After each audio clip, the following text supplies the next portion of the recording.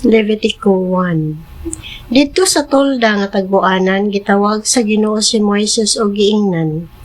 Ingna ang mga Israelita nga kun maghalad sila kanakog mananap, kinahanglan nga ang ihalad nila baka o karnero o kanding bakaha. Kun baka ang himuong halad sinunog, kinahanglan nga kinilaki ug walay tatsa. Adto niya kiniihalad sa pultahan sa tolda nga tagbuanan aron dawaton siya sa Ginoo. Itapio niya ang iyang kamot sa ulo sa mananap nga ihalad ug dawaton kini ingon nga halad sa pagpapa sa iyang sala. Unya ihawon niya ang toro nga baka sa atubangan sa Ginoo ug ang dugo niini ihalad sa mga anak ni Aaron nga mga pari ngadto sa Ginoo. Isablig nila ang dugo libot sa halaran nga anaa sa pultahan sa tolda nga tagbuanan. Pagkahuman niini, panitan niya ang iyang halad nga sunugonon ug hiwaon.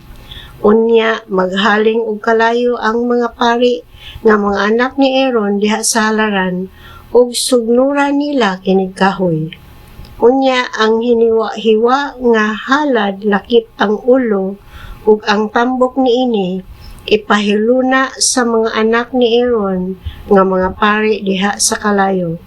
Apan hugasan sa naghalad ang sulod sa ginhawaan ang mga paa niini. Unya ilakip kini sa pari pagsunog diha sa halaran. Kini usa ka humot nga halad sinunog alang sa Ginoo. Kung karnero o kanding ang ihalad, kinahanglan nga kinilaki ug walay tatsa. Ihawon niya kini sa amihanang dapit sa halaran sa atubangan sa Ginoo ug ang dugo niini isablig sa mga pari libot sa halaran. Human niya kini hiwa-hiwaa, sunugon kini sa pari uban sa ulo o sa tambok niini. Apan kinahanglan nga ang sulod sa ginhawaan ug ang mga paa hugasan niya og ilakip kini pagsunog didto sa halaran.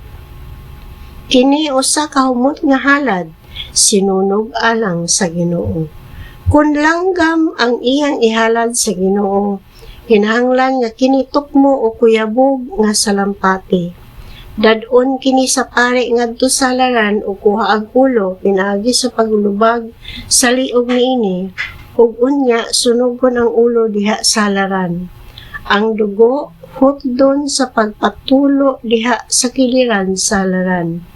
Kuhaan niya kining balahibo o pabawnan ug ang sulod ilabay sa butanganan sa abo tupad sa halaran dapit sa silangan.